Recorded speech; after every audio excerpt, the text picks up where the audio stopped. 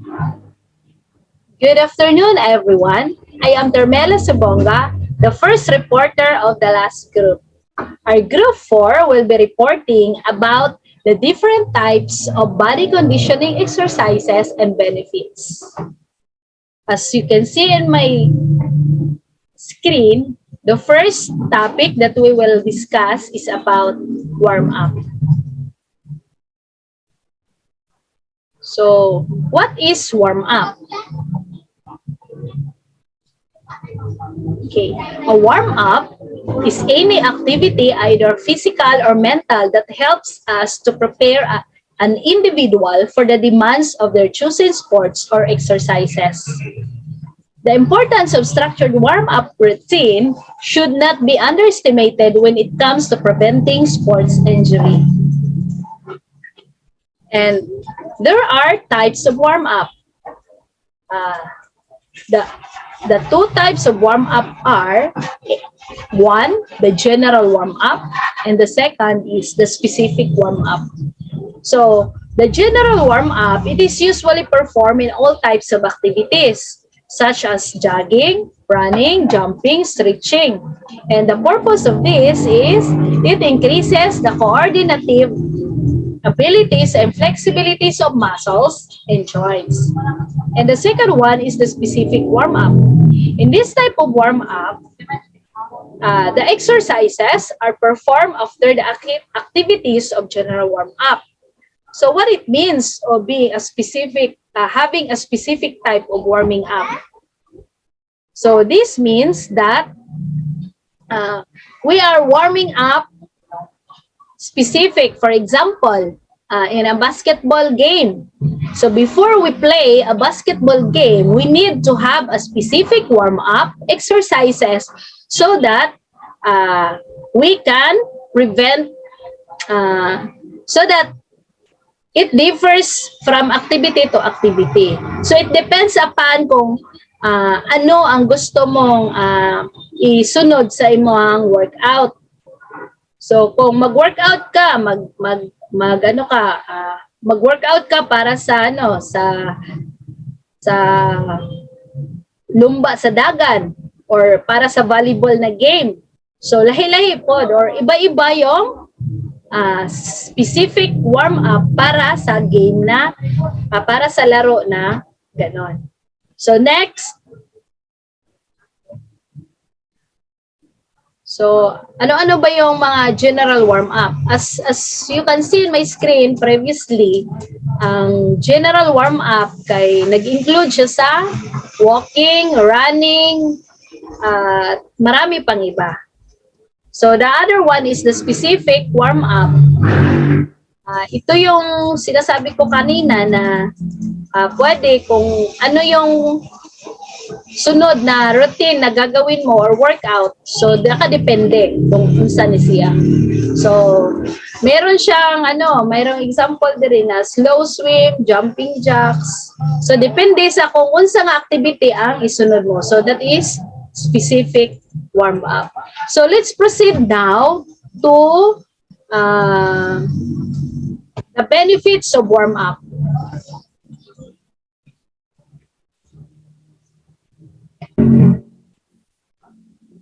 Okay, so let's proceed now. What are the benefits of warm-up exercises?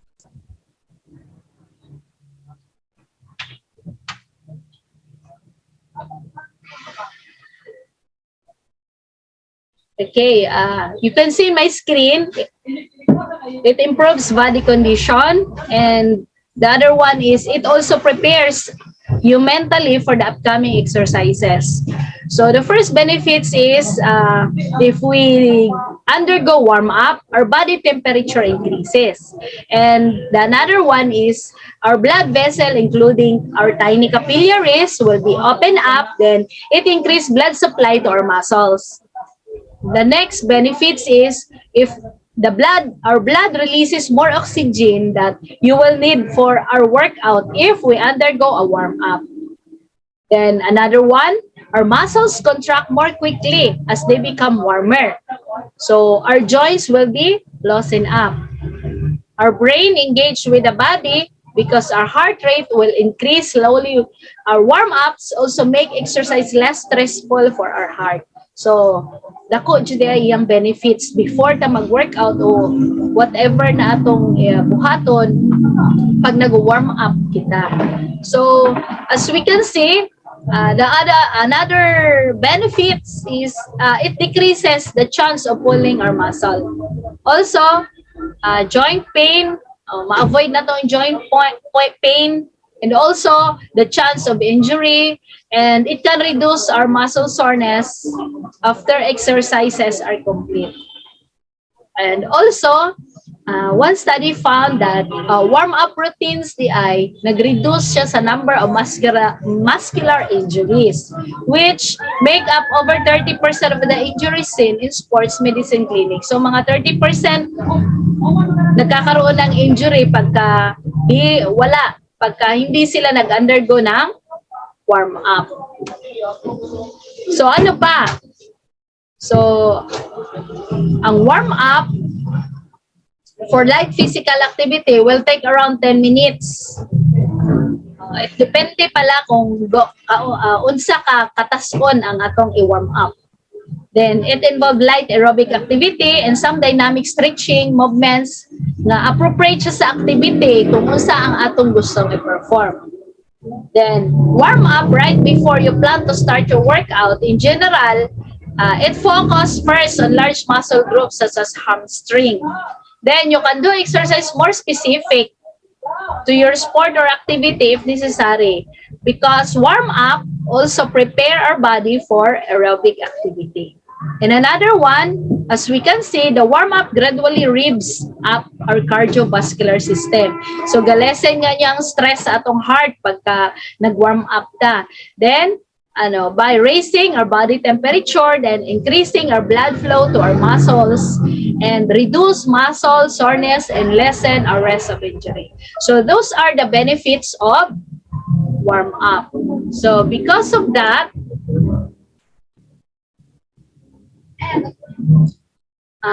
there is some example of warm up that I wanted to show. The fast-paced walking up and down stairs, squats, lunges, arm swing, fast-paced side stepping, jogging on the spot. So that is belong to the general warm-up. So the next is, as you can see, I have prepared my short video clip on warm-up exercise. So let's now see my simple warm-up.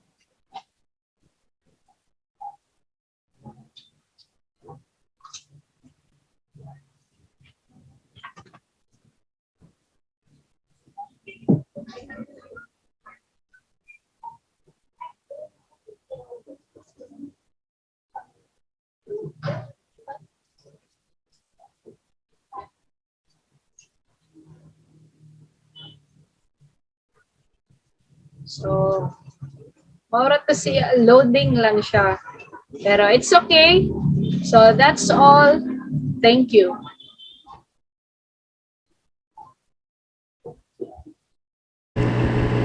Good day everyone, my name is Angelo M. Changao and my topic is strength training. Okay, what is strength training? It use of resistance muscular construction to build the strength, aerobic endurance, and size of skeletal muscles. And also, a strength training is any activity that make your muscle work harder than usual. This increases your muscle strength, size, power, and endurance. The activities involve using your body weight or working against resistance is lifting weights, working with resistance bands, heavy gardening such as digging or shoveling, climbing stairs, hill walking and cycling, dance, push-ups, sit-ups and squats, and yoga. What is the history of strength training? Strength training is not a modern invention. Egyptian tomb shows pictures of lifting bags filled of sand, stone, swinging, throwing exercise. These types of things were also popular early Germany and Scotland and Spain, and weightlifting competition date back to early Greek civilization.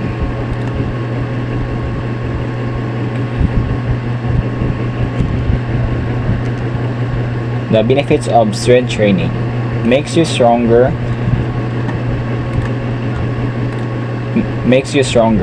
Strength training help you become stronger. Gaining strength allow you to perform daily tasks much easier, such as carry heavy grocery or running with your friends or kids.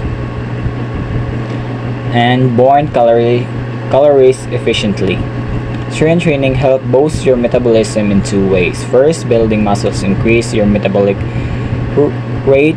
Muscles are more metabolically efficient than fat mass, allowing you to burn more calories at rest, 5 or 6. Second, and research shows that your metabolic rate increase up to 72 hours after strength training exercise. This means you are still burning additional calories hours and even days after your workout. And number 3 is decreases abdominal fat. Fat stored around abdomen, especially visceral fat, is associated with an increased risk of chronic disease, including heart disease, non-alcoholic fatty liver disease, and diabetes, and certain type of cancer. Number 4, can help you appear leaner. As you build more muscle of lost fat, you will appear leaner. This because muscle is more dense than fat, meaning it takes up less of space in your body pound for pound. Therefore, you may lose inches of your waist even if you don't see change in the number on the scale. Also, losing body fat and building stronger and larger muscles showcase more muscle definition, creating a stronger of leaner appearance. Number 5, decreases your risk of fall. Strength training lower your risk of fall as you're better able to support your body.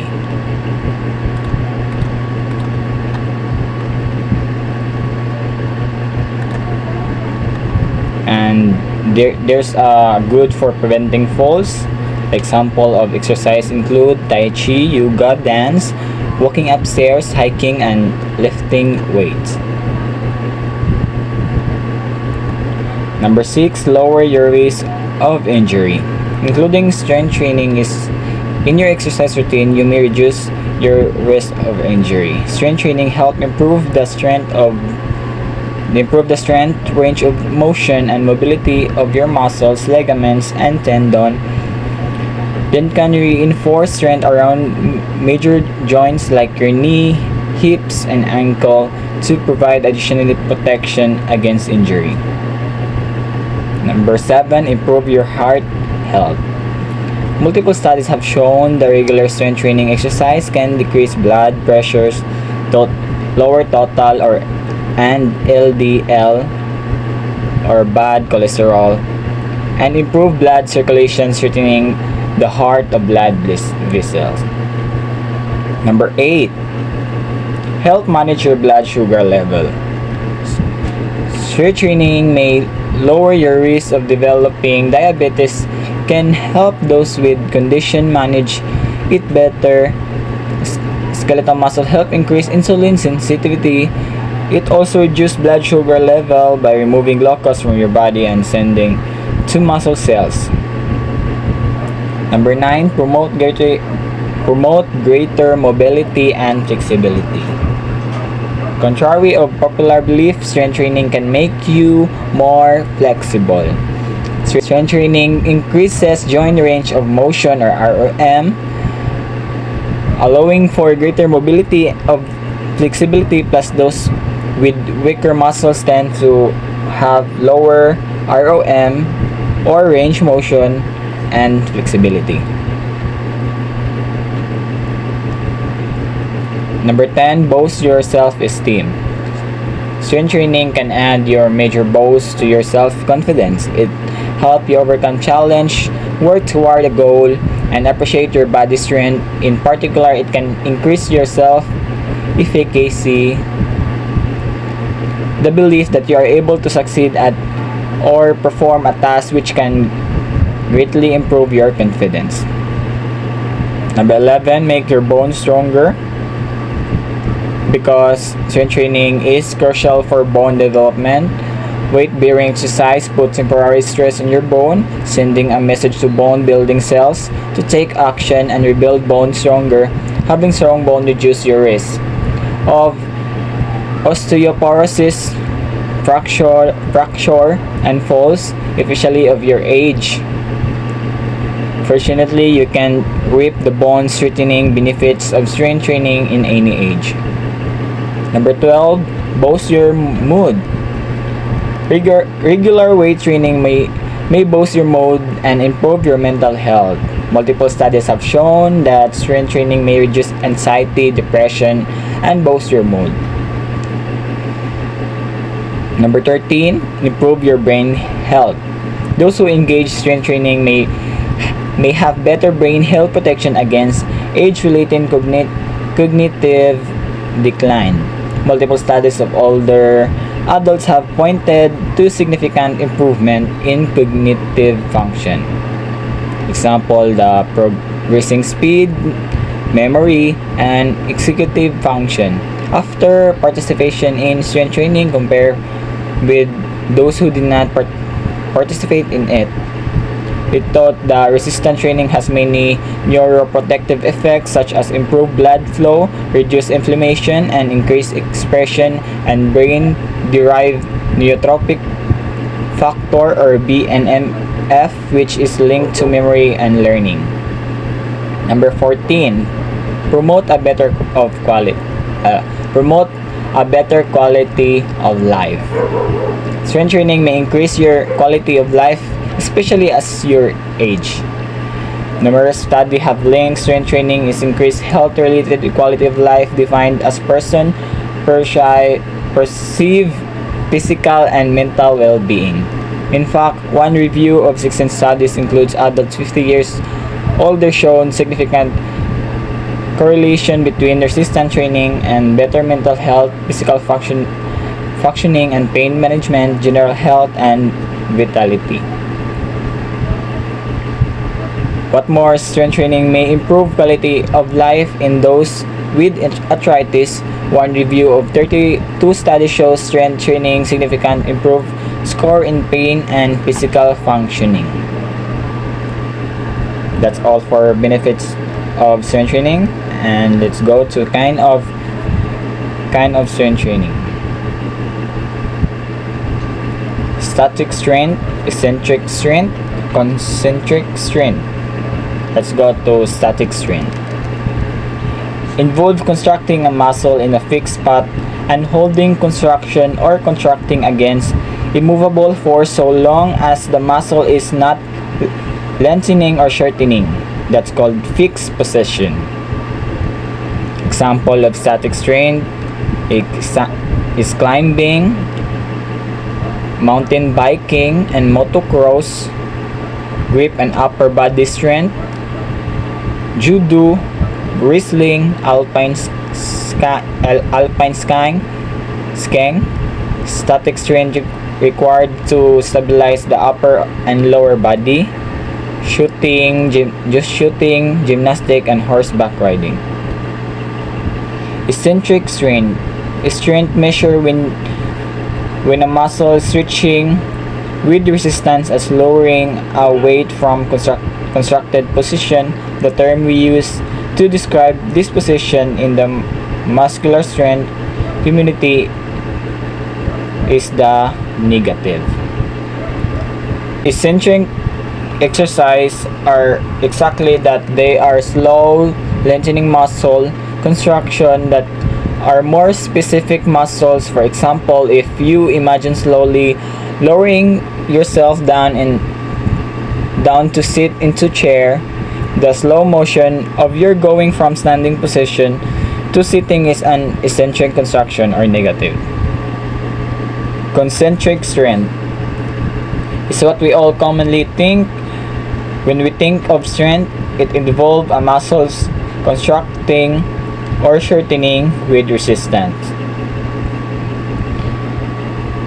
Concentric exercise simply as of opposite of eccentric movement. In a bicep curl, it's a portion of workout where you're raising your dumbbell up towards you. Other common concentric movements include lifting an object off the ground, first half of a deadlift. And the main types of strength training is muscular hypertrophy, muscular endurance, circuit training, maximum muscular strength, explosive power.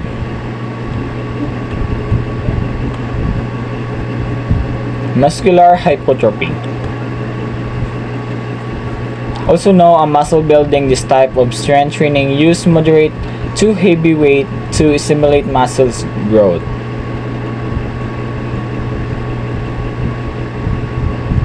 Muscular endurance, this refers to your muscles' ability to sustain exercise for a period of time. Training to increase muscular endurance usually involve high repetition or using light weights of your body or body weight. Circuit training, in this form of full body conditioning of cycle through various exercise with little to no rest between of them. Maximum muscular strength, this type of exercise involve low rep and heavy weight to improve your overall strength. It's best reserved for experienced exercisers who have mastered their form. And inclusive power, this training combines power and speed to improve your power output. It usually employed among trained athletes to improve their ability to perform exclusive movement in their sport. And there's also a type of strength training: the body weight, free weight, resistance band and lock band, weight machine, and suspension equipment. Using your own body weight, the force is gravitating to perform various movements, example push-up, squat, plank, pull-up, and lunges. That is a body weight. In free weight, equipment not bound to the floor or machine such as dumbbell, barbells, kettlebells, medicine ball, or object around the house. Resistance band or loop bands is a rubber band that provides resistance when stretched. Weight machine is adjustable weight or just hydraulic attached to provide resistance and stress to muscles. Suspension equipment consists of rope or straps that anchor to sturdy point in which a person uses their body weight and gravity to perform various exercise. And let's go to strength training nutrition. Minimally processed food are the best for sport of weightlifting nutrition. Lean protein, complex carb, and fiber, especially if you're trying to lose your weight. your body needs lean proteins such as turkey, non-fat Greek yogurt, and fish and egg whites to build your muscle and stay full. And that's all for today for strength training, and thank you. So good afternoon everyone. I am Dana Rizalda Salawan. So I'll be the one to discuss about aerobics exercise. So what is aerobic?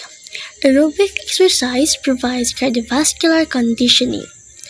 The term aerobic actually means with oxygen, which means that breathing controls the amount of oxygen that can make it to the muscles to help them burn fuel and move.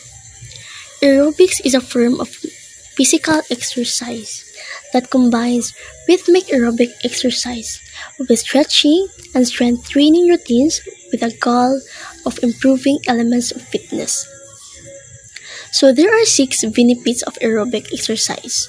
First is to improve cardiovascular conditioning. Second, decreases risk of heart disease. Third, lower blood pressure. Fourth, increases HDL or good cholesterol. Fifth, help to better control blood sugar. Sixth, is to assist in weight management or weight loss. And lastly, is to improve lung function. So there are some aerobic exercise examples: swimming, cycling, walking, and rowing. So what is swimming? Swimming is keep your heart rate up but take some of the impact stress of your body. Build endurance, muscle strength, and cardiovascular fitness, and also help to maintain a healthy weight, heart, and lungs. Cycling. Cycling is mainly an aerobic activity, which means that your heart, blood vessels, and lungs all get a workout. You will breathe deeper, perspire, and experience increased body temperature, which will improve your overall fitness level. Walking. Walking is the one of aerobic exercise that is long enough and brisk enough to bring your heart rate, aerobic heart rate zone, and keep it to 30 to 50 minutes. Lastly, rowing. Rowing is a total body workout. It will strengthen major muscle groups in your arms, legs, and core, and increases cardiovascular endurance. In short, if you're consistently using the rowing machine, you will notice that you will become stronger and less out of breath. So, importance of aerobics exercise. It will reduce the risk of many conditions. These conditions include obesity, heart disease, high blood pressure, type 2 diabetes, metabolic syndrome, stroke, and certain type of cancer. With bearing, aerobic exercises such as walking help lower the risk of osteoporosis. So that's all. Thank you and God bless. Good day everyone, I am Charisse Anrial and I will be the one to tackle about flexibility exercises. Flexibility refers to the absolute range of movement in a joint or series of joints and length in a muscle that cross the joints. Flexibility exercises is a movement or position designed to stretch specific muscles with the goal of increasing flexibility and range of motion in that specific area. Next is the types of flexibility. First, we have static flexibility, refers to person's full range of motion that can be achieved without movement. This means how far you are able to reach or bend in a stretch and then hold it there without any excess movement. Our body is passively holding a position because it has the capacity to go to that range of motion comfortably. Static flexibility is found through static stretching. Static flexibility training, like static stretching, should only be done after the body has been thoroughly warmed up so that you can reach your full range of motion without risk of injury. Example exercises. First, upper back stretch, shoulder stretch, and calf stretch. These activities can enable you to bend in a stretch without any excess movement. Next type is the dynamic flexibility, refers to the body's ability of the muscles and joints to move through a full range of motion during activities. This kind of flexibility helps your body to safely move through both everyday activities and athletics. It increases performance while decreasing the risk of injury. Dynamic flexibility is found through dynamic stretching. Dynamic flexibility training, similarly to dynamic stretching, should be done before a workout to warm up the body. It is not ideal for increasing flexibility, but it will give you the range of motion you need for a workout without sacrificing performances. For the example, I will show you a video of trunk twisting, butt kicks, and the walking high kicks. Twisting. Keep the legs about 2 feet apart. Raise both the arms up to chest level with the palms facing each other. Exhale. Twist the body towards the right side so that the left palm touches the right shoulder. Come back with inhalation. Now, exhale. Twist the body towards the left side so that the right palm touches the left shoulder. Come back with inhalation. Repeat. Do slowly with breathing.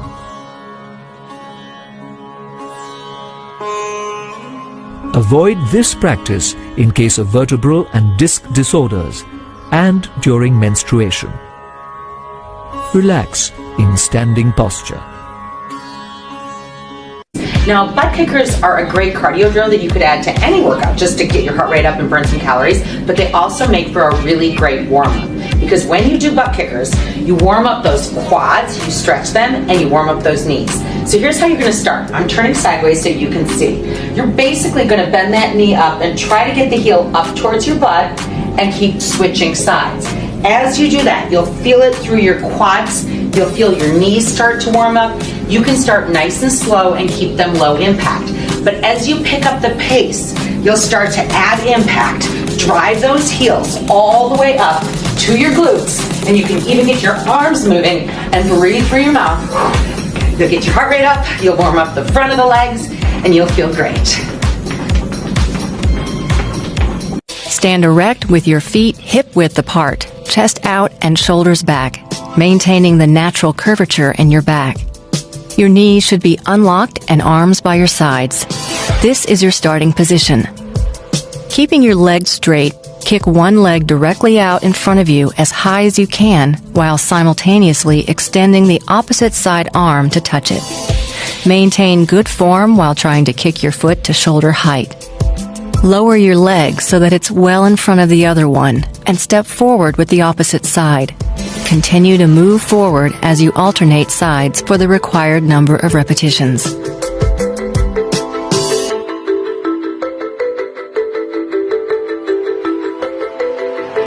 Next is active flexibility, the ability you have to hold or pull your body into its maximum range of motion. It involves active contracting of muscle as a way to stretch an opposing muscle with no external force. It is active because your muscles are firing while you stretch in order to hold the limb or position in place. Active flexibility builds strength while also increasing range of motion. This could be considered a workout in itself as it is activating muscle in a way that is similar to yoga. It can be done before and after physical activity or on its own.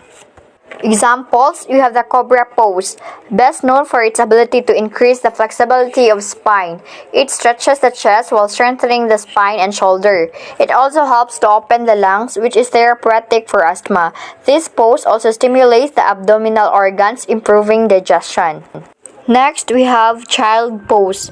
This position is a great recovery pose to relieve the stress and tension placed on your back. This stretch is perfect for any person as long as you do not have any knee injuries.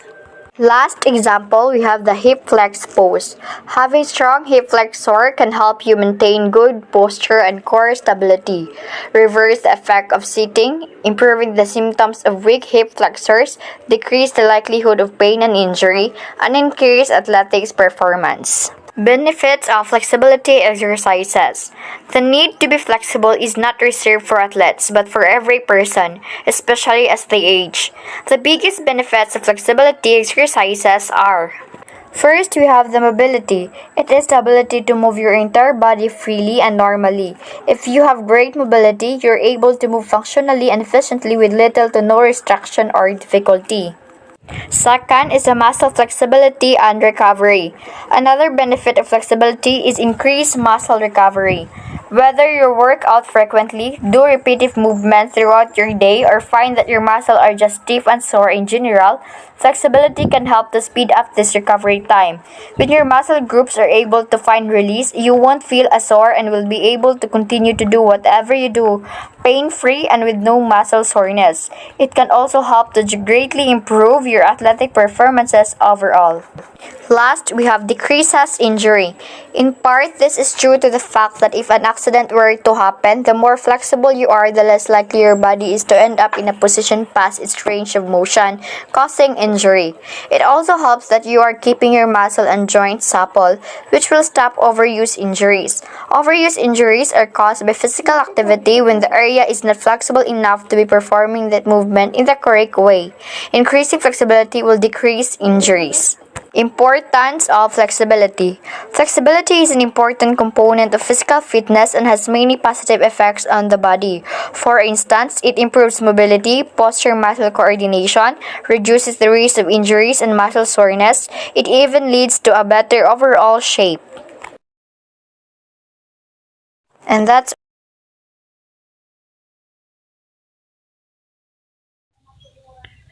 Good afternoon, everyone. My name is Royce Tanza. So now let's talk about stretching exercise. But first, I have here a learning outcomes that you might be able to have a glimpse of this topic. Learning outcomes. First, what is stretching? Second is to distinguish physical form of stretching to human body. Third is to understand the key concept and learning stretching. Okay, so let me define the word stretching. Stretching is a form of physical exercise in which a specific muscle or tendon is deliberately flexed or stretched in order to improve the muscle's felt elasticity and achieve comfortable muscle tone. The result is a feeling of increased muscle control, flexibility, and range of motion. So let me ask you, what is the first thing you do when you wake up in the morning? So basically, we stretch. And yet, you are not the only one doing that. Along with humans, some animals like your pet, cat, or dog also is instinctively stretch after they wake up from a long sleep. Except what those animals are doing isn't called stretching. It's called pandiculating. From the word pandiculating is the act of stretching while yawing. It's from the Latin word pandere, means stretch. You've likely seen plenty of cats and dogs pandiculate. Well, you might wonder why I use animals as an example of stretch, in order for you to have an insight that not only humans can do stretch. Humans pandiculate too, often first thing in the morning. This instinctive movement is the one where you extend your legs, raise your arms, and tilt your head up and yawn. So why do we pandiculate in the morning? And why do we stretch in general? Think of it like this. Your alarm clock wakes you up, but stretching wakes up your sleepy muscles, plus it makes you feel good. Stretching is good for your body in all kinds of ways. Your muscles typically feel stiff and tight in the morning from lack of movement. That's because many people lie in the same position for much of the night.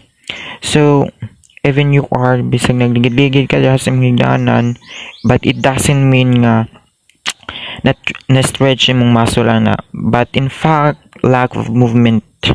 It's a lack of movement. So in addition, stretching also gets your blood pumping. It refers to stretching refers to can help also to blood pumping. While you sleep, your muscles relax and your blood flow decreases, slowing your heart rate way down. In fact, your heart rate is usually at its lowest just before you wake up. A big stretch increases your blood flow to your extremities, improving your circulation. The combination of loose muscles and increased circulation also helps the flexibility making. So the reason you instinctively pandiculate in the morning is basically to reboot your body, It realigns your muscles, it improves your circulation, and it makes you more flexible. So what are you waiting for? Make like a cat and pandiculate.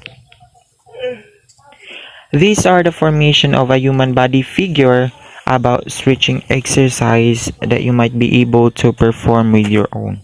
First, I have here a quad stretch. It means it's a lower body movement that expands and contracts the muscles at the front of your thigh. Second, standing shoulder stretch is refers that can help you relieve the muscles, tension, pain, and tightness in the neck of and so tip for doing quad stretch is try to keep your knees as close together as possible while doing standing shoulder stretch. Stand tall with your shoulders relaxed and hold your arm above your elbow. So next example of stretching, which is band stretch. A band stretch is refers to improving your mobility. Resistant bands are a great way to help you improve your flexibility, but you can also use them to improve joint mobility. Fourth, standing lunge. It can help to lengthen these muscles and provide better flexible and range of motion. So tip for doing band stretch is to raise your hand over your head to help extend the stretch. Tip for standing lunge, keep your hips square and your chest open. Don't let your knee bend past your toes. There are four types of stretching, which is active stretching, passive stretching, dynamic stretching, and proprioceptive neuromuscular facilitation stretching. And stretching has also benefits to us. First, to improve your performance. Second is to decrease your risk of injuries. Third, to help your joints move through their full range of motion. Fourth, fifth, increase your muscles blood flow. Six, enable your muscles to work most effectively. And lastly, improve your ability to daily activities. And now let's talk about the importance of stretching. Stretching keeps the muscles flexible, strong, and healthy, and we need the flexibility to maintain a range of motion in the joints. Without it, the muscles shorten and become tight. Then when you call on the muscles for activity, they are weak and unable to extend all the way. So if you are not doing stretching, it might if you do that in a late way, it makes unable to extend. No. And now we have here a quote for today: just stretching over stretch is stretching. So well, in order for you to have that, you have to inculcate the word stretching, because it reminds you or ourselves to it perform it in a simple way. So to further, if you have more informations about stretching, you can find this reference. And that would be all. Thank you. Good afternoon, everyone. I am Adrian Salimbot, and I will tackle about circuit training. So, circuit training is a combination of 6 or more exercises performed with a short rest period between them for either a set number of repetitions or a prescribed amount of time. So, it is a form of body conditioning that involves endurance training, resistance training, high intensity aerobics, and exercise performed in a circuit. So, circuit training should work each section of the body individually. So these are the types of activities in a circuit training. So first type is the upper body. It consists of push-ups, bench dips, back extensions, medicine ball chest pass, bench press, incline press up. So the next type is the core and trunk. So it consists of a set-ups, stomach crunch, back extension, chest raise. Next is a lower body. So it consists of squat jumps, compass jumps, stride jumps, step ups, shuttle runs, happy shuttles, and bench squats. Lastly is the total body. Total body consists of burpees, treadmills, squat, thrust, skipping, jogging. So circuit training has gained popularity due to its long list of benefits. It is a form of full body training that involves rotating through different exercises with limited to no rest in between. So there are 9 benefits of a circuit training. So first is it improves muscular endurance. Muscular endurance is a body ability sustained to sustain exercise for a period of time. With circuit training, you usually perform a high number of reps for each exercises. This involves the recruitment of slow twitch muscle fiber to help you sustain the exercise longer. So next is it increases strength and muscle growth. Depending on the exercise you perform during the circuit, you may be able to build stronger and larger muscles. Muscle growth requires a person to lift moderate to heavy weight or to perform a high number of reps just before failure, a point at which you can't do another reps to stimulate muscle growth. So next is it improves heart health. Since there is a little rest between exercise, your heart rate stays elevated throughout the circuit. This helps strengthen and decrease stress in your heart, allowing it to push more blood into the body with less efforts. Next is it offers a full body workout. As you move from exercise to exercise, you are usually alternating between different muscle growth. For example, as you perform an upper body exercise such as pull-ups, your lower body can rest. Instead of splitting your workouts through the week to target specific muscle growth, circuit training includes a variety of exercise to give you a full body workout. So next is it is time efficient. If you are short on time, you can still get in a high quality workout with circuit training. Since there are minimal breaks during a session, you can complete your workout in a short time frame. In fact, most circuit training sessions are usually 20 to 30 minutes. So next is it improves exercise adherence. Since you are constantly going from one exercise to next, you have little time to become bored. Furthermore, circuit training classes provide a fun, entertaining environment that can keep you connected with others. So next is it promote weight loss. Since your heart rate stays elevated the entire workout, you are burning a high volume of calories. Plus, since you are also performing strength training, your metabolism can stay elevated hours after your workout. Next is it improve your mood. Circuit training may help lift your mood and improve your mental health by combining the mood boosting benefits of both cardio and strength training exercise. Both forms of exercise found in a circuit training help you improve your mood by releasing feel-good endorphins and increasing one's self-efficacy.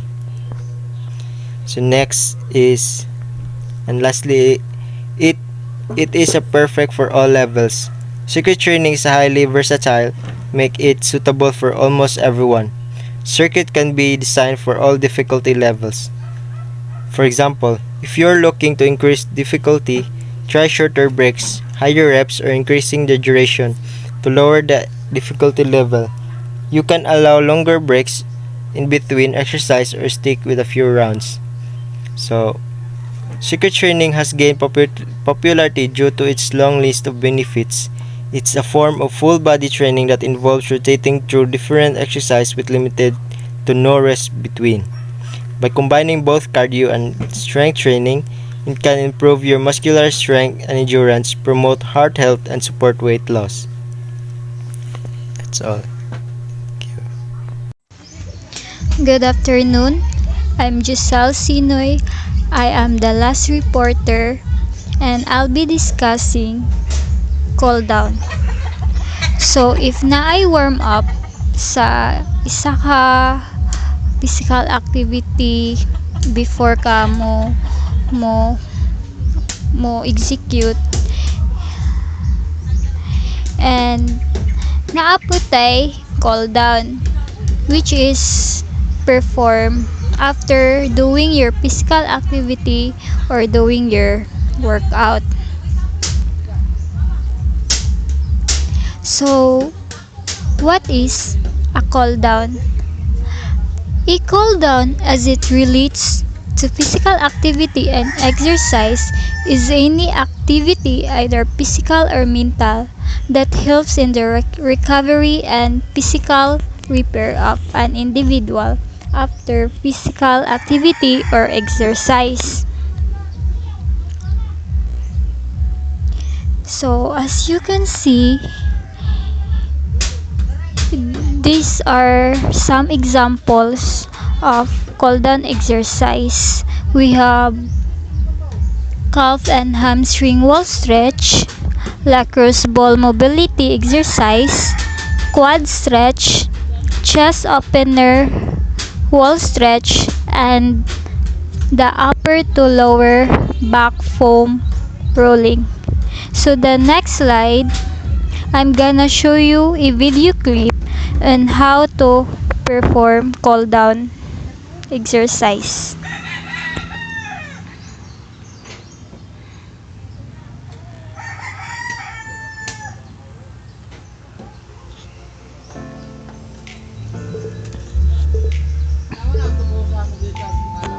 Oblique stretch.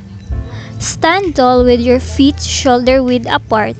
Place your right hand on your hip and raise the left arm.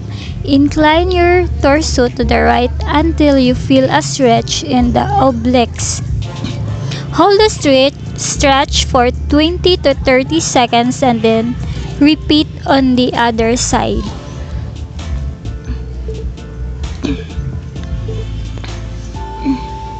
Next, arm stretch.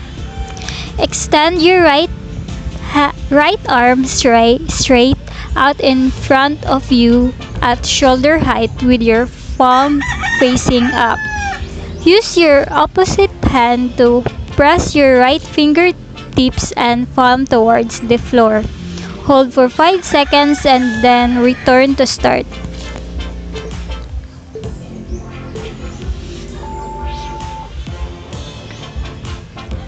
Next stretch. Keep your head squarely over your shoulders and your back straight.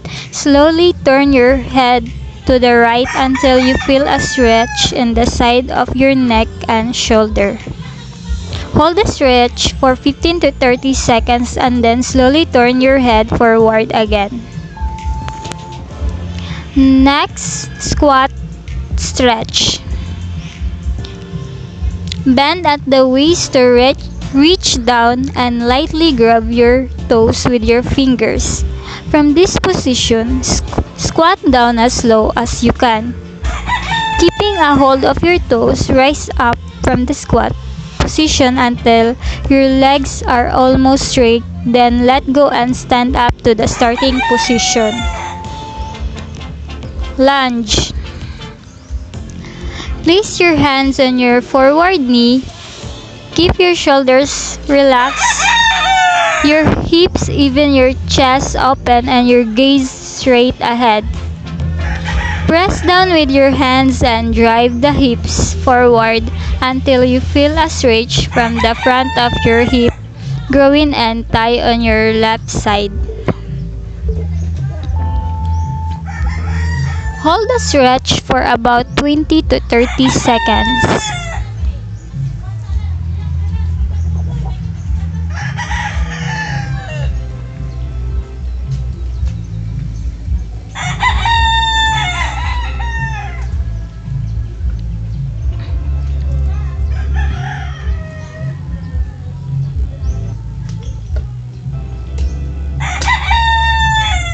Next, hip flexor stretch.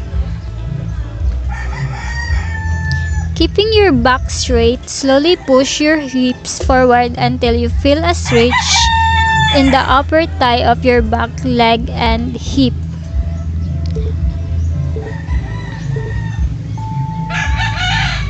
Next, hamstring stretch.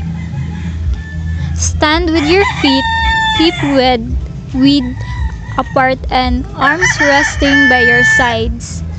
With your legs as straight as possible, hinge forward from the hips as far as you can so that you feel a stretch in your hamstring and lower back. At the same time, bend your elbows to rest each hand on the opposite elbow.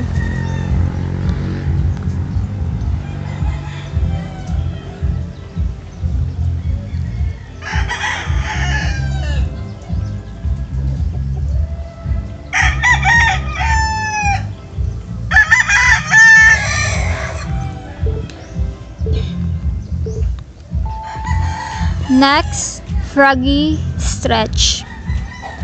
Begin in an extra wide knee child's pose and stretch your arms forward.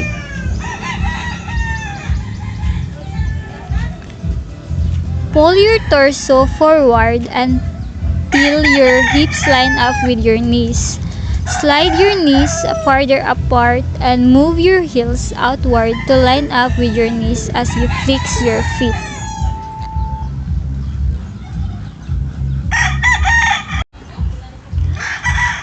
So, why cool down or why we do cool down? So, the first reason that it promotes recovery and return the body to a pre-exercise or pre-workout level. Then, it helps with the post-exercise muscle soreness that is usually experienced the day after a tough workout. Assist your body in its repair process. It helps all this by keeping the blood circulating, and lastly, prevent blood pooling and also removes waste products from the muscles. So, you can do cool down exercise at the end of your workout to ease yourself out of strenuous activity. So, ang cool down exercises and stretches can lower your chance of injury, and it promotes blood flow and reduce stress to your heart and other muscles. And plus, you will bring your heart rate, body temperature, and blood pressure levels back down to their normal levels before you continue carrying on with your usual activities.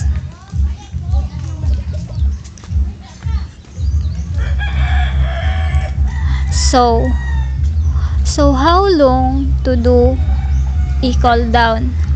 So, cooling down should consist of the following. If jogging or walking, kay 5 to 10 minutes para mo decrease ang body temperature and remove waste products from the working muscles. Then, sa static stretching exercises, is 5 to 10 minutes.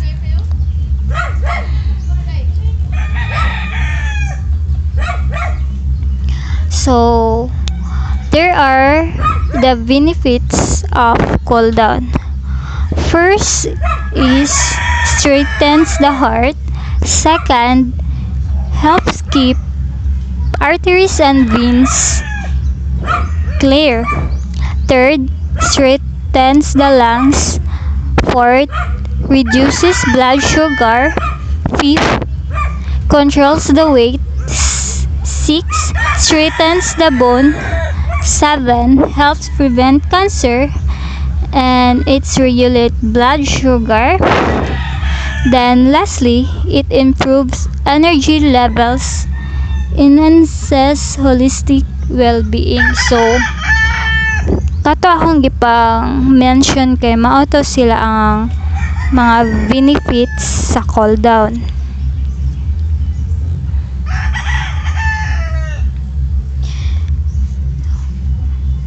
So, that will be all, and I hope you gain something from our report today. Thank you for listening.